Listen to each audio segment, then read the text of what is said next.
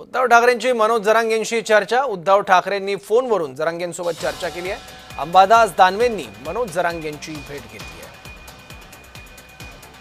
उद्धव ठाकरे काय म्हणाले ते पाहूया।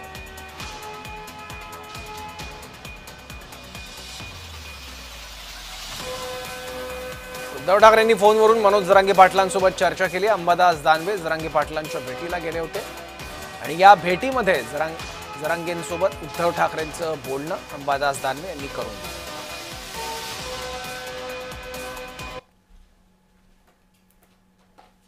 मला उद्धव साहेबांचा फोन आला होता आणि नेमकं त्यावेळेस मी व्यासपीठावर मनोज पाटील जरांगे साहेबांसोबत बसलेलो होतो, उपोषणात सहभागी झालेलो होतो आणि मग मी त्यांना विचारलं साहेबांचा फोन आहे, बोलाल का? तर साहेबांशी बोलणं झालं, उद्धव साहेबांशी, एवढंच। आता काय बोलणं झालं त्यांचं दोघांचं मला माहिती नाही, पण बोलणं झालं एवढं नक्की।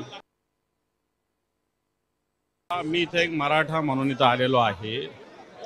जे आरक्षण आधीच्या सरकारने देवेंद्र फडणवीसांच्या सरकारने दिलं होतं त्यावेळेस बेसिक राज्याला 50% वर आरक्षण देता येत नसताना यांनी ते आरक्षण देऊन सरकारची फसवणूक केली। आताचा मुद्दा आहे की मराठवाड्यामध्ये विशेषतः हैदराबाद गॅझेटचा मुद्दा आहे, सातारा गॅझेटचा मुद्दा आहे।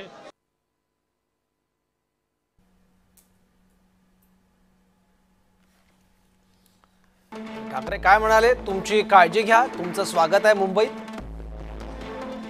जरांगेंना उद्देशून म्हणाले, मुंबईत आम्ही तुमच्या सोबत आहोत,